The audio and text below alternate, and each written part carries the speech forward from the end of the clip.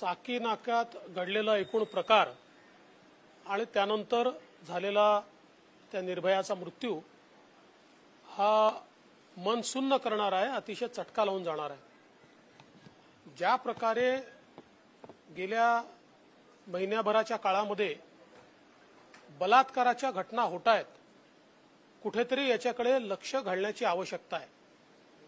साकी नाक्याचा विषय असेल, अमरावतीला त्या ठिकाणी झालेला एक 17 वर्षाच्या मुलीवर बलात्कार असेल, पुण्याला जवळजवळ 3 घटना घडल्या, त्यातली एक गँगरेपची घटना आहे। पालघरला घटना घडलेली आहे, नागपूरला घटना घडलेली आहे। अतिशय भयानक अशा प्रकारच्या या सगळ्या घटना आहेत आणि विशेषतः मुंबईचा लौकिक हा एक सेफ सिटी म्हणून आपण अनेक वर्ष पाहतोय। मुंबईमध्ये रात्री अपरात्री देखील महिलांना मुलींना फिरण्याकरता कधी अडचण येत नाही, पण अशा प्रकारच्या घटना जर घडल्या तर एक प्रकारे मुंबईच्या त्या लौकिकाला देखील त्या ठिकाणी धक्का पोहोचतो आणि असुरक्षिततेची भावना तयार होते। आणि हा तर इतका निघृण अशा प्रकारचा संपूर्ण प्रकार आहे की अक्षरशः माणुसकीला काळिमा फासणारा, म्हणजे ही माणसं जी आहेत ही इतकी पाशवी कशी होऊ शकतात असा प्रश्न पडावा, इतकं भयानक अशा प्रकारचा प्रकार आहे।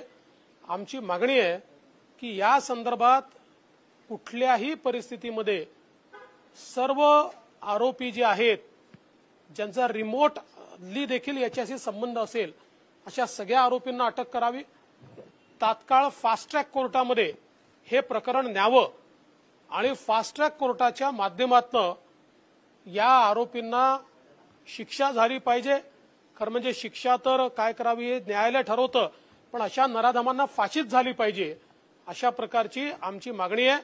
आणि यासोबत कुठेतरी पोलीस विभागामध्ये काय चाललेलं आहे याचाही विचार करण्याची गरज आहे। अशा प्रकारच्या घटना रोखण्याकरता काय उपाययोजना आहेत याकडे लक्ष देण्याची आवश्यकता आहे। शक्ती कायद्याबाबत सरकारने सुतोवाच केलं, पण अजून झालं नाही। महिला आयोगाला देखील अध्यक्ष नेमलेला नाहीये। शक्ती कायद्याच्या संदर्भात बैठकांवर बैठका चाललेल्या आहेत, पण सगळ्यात महत्त्वाचं असं आहे की आजचे जे कायदे आहेत त्या कायद्यांचा वापर करूनही आपण फास्ट ट्रॅक कोर्ट निर्माण करू शकतो आणि त्यात अशा प्रकारच्या केसेस या चालवू शकतो। माझं तर म्हणणं असं आहे की या संदर्भात स्वतः माननीय मुख्यमंत्र्यांनी chief justice of Bombay high court यांची भेट घेऊन त्यांना विनंती केली पाहिजे की डेझिग्नेटेड फास्ट कोर्टमध्ये ही केस आपण चालवावी आणि त्यातनं या नराधमांना त्या ठिकाणी सजा दिली पाहिजे। महिला आयोगाच्या संदर्भात अनेक वेळा सरकारने आश्वासन दिलं, न्यायालयाने देखील सरकारला डायरेक्टिव्ह दिला आहे, पण सरकारला फुरसतच नाही आहे की ते महिला आयोगाला अध्यक्ष त्या ठिकाणी देतील।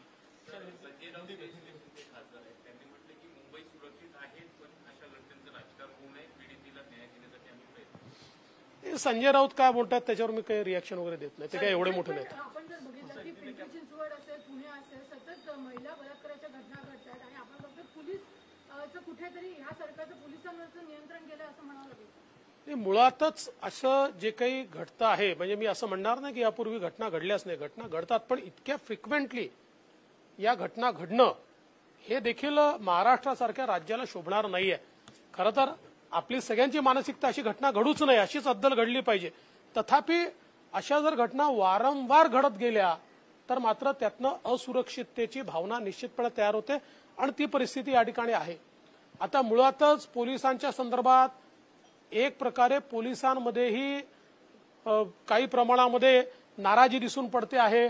मोठ्या प्रमाणात आपण मागच्या काळामध्ये बघितलं की बदल्यांमध्ये, ट्रान्सफरमध्ये खूप मोठ्या प्रमाणात काय परिस्थिती झाली आपल्याला कल्पना आहे, त्याची सीबीआय इन्क्वायरी करते आहे।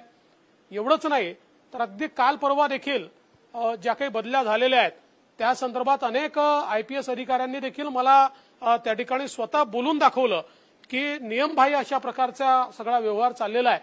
तर हा डिसिप्लिन फोर्स आहे, डिसिप्लिन फोर्समध्ये आम्हाला पाहिजे तीच माणसं आम्ही आणू, आम्हाला सोयीची ती माणसं आम्ही आणू, आमच्या व्यवहारांना संरक्षण देतील ती माणसं आम्ही आणू, अशा मानसिकतेतनं जर अपॉइंटमेंट व्हायला लागल्या तर मात्र हा फोर्स कमजोर होतो आणि मग गुन्हेगार बेफाम होतात। मोठ्या प्रमाणात नाराजी आहे या सरकार विरोधात? बघा, असं नाराजी वगैरे आहे असं स्वीपिंग स्टेटमेंट करणं योग्य होणार नाही, पण काही प्रमाणात ही नाराजी निश्चितपणे आहे. विशेषतः अनेक IAS अधिकाऱ्यांना असं वाटतंय की जो IAS आणि स्टेट केडरचा रेशिओ आहे तो पाळला जात नाहीये. अनेक स्टेट केडरमधले चांगले अधिकारी साईडला फेकले गेले आहेत आणि त्यांचे ज्युनियर लोक हे त्यांच्या म्हणजे पदावानत करून त्या ठिकाणी त्यांना आणण्यात आलेलं आहे. तर या संदर्भात काही ना काही वेदना तर त्यांची आहेच. देखिए, शक्ति कानून का जहां तक सवाल है, इस पर बैठकें चल रही है, लेकिन इसके ऊपर कोई कार्रवाई नहीं हो रही. लेकिन मेरा मानना ऐसा है कि आज का भी जो कानून है उसका भी इस्तेमाल अगर हम करें तब भी ऐसे लोगों को हम सजा दे सकते हैं. हम कोई शक्ति कानून नहीं है इसलिए हमारे हाथ पैर अड़े हुए, ऐसी बात नहीं है. सरकार मानसिकता अगर बनाए तो ये पॉसिबल है. क्या मानते हैं सर पुलिस का डर नहीं रहा राज्य में, क्योंकि कानून व्यवस्था लगातार जो स्थिति है वो सामने कई घटनाएं आ चुकी है. आपने खुद कहा कि कई घटनाएं महिलाओं को लेकर आ चुकी है अब सामने. देखिए, महाराष्ट्र की पुलिस की अपनी एक साख देश में रही है और एक बहुत प्रोफेशनल पुलिस के रूप में इसको देखा जा रहा है.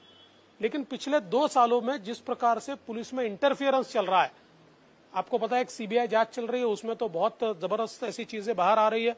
अभी 2 दिन पहले जिस प्रकार से ट्रांसफर हुई है उसमें भी कई IAS अधिकारियों ने ये कहा है कि उनको दरकिनार कर दिया गया है. कई स्टेट कैडर के भी बड़े अफसरों को छोड़कर उनसे जूनियर अफसरों को पोस्ट डाउनग्रेड करके उस पोस्ट पर लिया गया है. तो इस प्रकार की जब घटनाएं होती है तो इससे एक डिसिप्लिन फोर्स में एक इनडिसिप्लिन तैयार होता है और उसका फायदा ये जो हमारे मतलब जिस प्रकार के अपराधी होते हैं, जो समाज विरोधी तत्व होते हैं, उन तत्वों को होता है वो दिखाई पड़ रहा है. गृह मंत्रालय हमेशा विवादों में रह रहा है सर. गृह मंत्रालय पे एक बड़ा सवालिया निशान भी लगा हुआ है. आपने ट्रांसफर पोस्टिंग की बात की है, इस तरह की घटनाएं हुई. गृह मंत्रालय में एक बड़ी फेरबदल की जरूरत है. आपको लगता है कि वहां कुछ सुधार होने चाहिए? देखिए, इससे बड़ा सुधार तो क्या हो सकता है. एक गृह मंत्री गए, दूसरे गृह मंत्री आए. इससे बड़ा आप सुधार क्या हो सकता है. नए गृह मंत्री जी से अपेक्षा है कम से कम जो पुलिस की अवस्था पिछले 1-1.5 सालों में हुई है उसका सुधार वो करे. तो अल्टीमेटली देखिए, एक इंस्टीट्यूशन है. व्यक्ति आते हैं, कभी मैं गृह मंत्री था, फिर दूसरे थे, अभी तीसरे, मेरे से पहले कोई और थे. इंस्टीट्यूशन चलती है और इस इंस्टीट्यूशन को अगर हम डाइल्यूट करना शुरू कर दे तो इसका लॉन्ग टर्म इफेक्ट खराब होता है.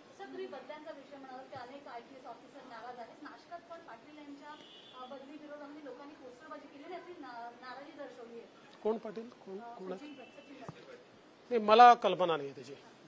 पण हे IPS ऑफिसरचं नावही आरोप करताना तुम्हाला भेटतात असं मलिकांनी आरोप केला. त्यांचं म्हणणं आहे की मंत्र्यांवर इतर आरोप करण्याआधी ते तुम्हाला भेटतात आणि मग आरोप करतात. मला अनेक IPS ऑफिसर्स भेटतात. त्याचा अर्थ ते सगळे काही आरोप करतात असं नाहीये. आणि आरोप करण्याकरता मला भेटण्याची आवश्यकता नाहीये. ज्याला आरोप करायचा आहे तो त्या ठिकाणी त्याच्यावर जी काही परिस्थिती आहे त्यानुसार आरोप करतो. IPS अधिकारी मला का भेटतात आणि त्यांना का भेटत नाही, अशा प्रकारे जर त्यांच्या मनामध्ये असूया असेल तर त्यांनी आत्मचिंतन केलं पाहिजे. आणि मी एक गोष्ट सांगतो, महाराष्ट्रामध्ये ही परंपरा आहे. महाराष्ट्रातले IAS IPS अधिकारी हे राज्यातल्या नेत्यांना वेळोवेळी इश्यूजवर भेटत असतात. मी ज्यावेळेस मुख्यमंत्री होतो आमचे अनेक अधिकारी पवार साहेबांना भेटायला जायचे. मी कधीही त्यांना नाही म्हटलं नाही. हे बंगाल नाही आहे, हे महाराष्ट्र आहे. या महाराष्ट्रामध्ये लोकशाही आहे. लोकशाहीमध्ये विरोधी पक्षनेत्याचं एक स्थान आहे, विरोधी पक्षातल्या नेत्यांचं एक स्थान आहे. त्यामुळे आमच्याही काळात आम्ही कधी थांबवलं नाही आणि नवाब मलिकाने थांबवलं तरी ते थांबणार नाही. दुसरी गोष्ट अशी आहे की अधिकाऱ्यांवर तक्रार करायची वेळ तुम्ही का आणता, आणू नका ना. हे जे भ्रष्ट तुमचा कारभार आहे तो बंद करा, कोणी कारवाई करणार नाही तुमच्यावर. नवाब मलिकांना तसं काही फार माहित नसतं. त्यांना जे काही लिहून जातं ते लोक बोलत असतात. देवेंद्रजी, प्रश्न असा आहे की साकीनाक्याची जी घटना आहे, सत्ताधारी पक्षातले मंत्री अनेक मुंबईत आहेत, परंतु त्या ठिकाणी घटनास्थळी अद्याप कुठलाही सत्ताधारी पक्षातला नेता, मंत्री किंवा पालकमंत्री कोणीही पोहोचले नाही. मला असं वाटतं की किमान त्या ठिकाणी पालकमंत्र्यांनी तरी जाणं हे गरजेचं आहे. कारण शेवटी काय असतं बघा, तिथे काही फार जाऊन गर्दी केली पाहिजे असा मताचा मी देखील नाही, पण प्रशासनावर एक त्याचा दबाव असतो. सरकारमधलं कोणी जर त्या ठिकाणी गेलं, गृहमंत्री असतील, पालकमंत्री असतील, कोणीतरी जर गेलं त्या ठिकाणी तर त्याचा एक प्रशासनावर दबाव असतो आणि त्यातनं गोष्टी वेगानं होतात. आणि दुसरं, लोकांना देखील दिलासा वाटतो की सरकारने या संपूर्ण ही जी काही परिस्थिती आहे त्या परिस्थितीचं आकलन केलं आहे. सरकार याबाबत सिरियस आहे. कारण अशा परिस्थितीमध्ये लोकांच्या मनात जो असमंजस तयार झालेला असतो, जी एक वेदना तयार झाली असते, त्याकरता राज्यकर्ते त्याला ऍड्रेस करतायत असं देखील त्या ठिकाणी वाटणं गरजेचं असतं.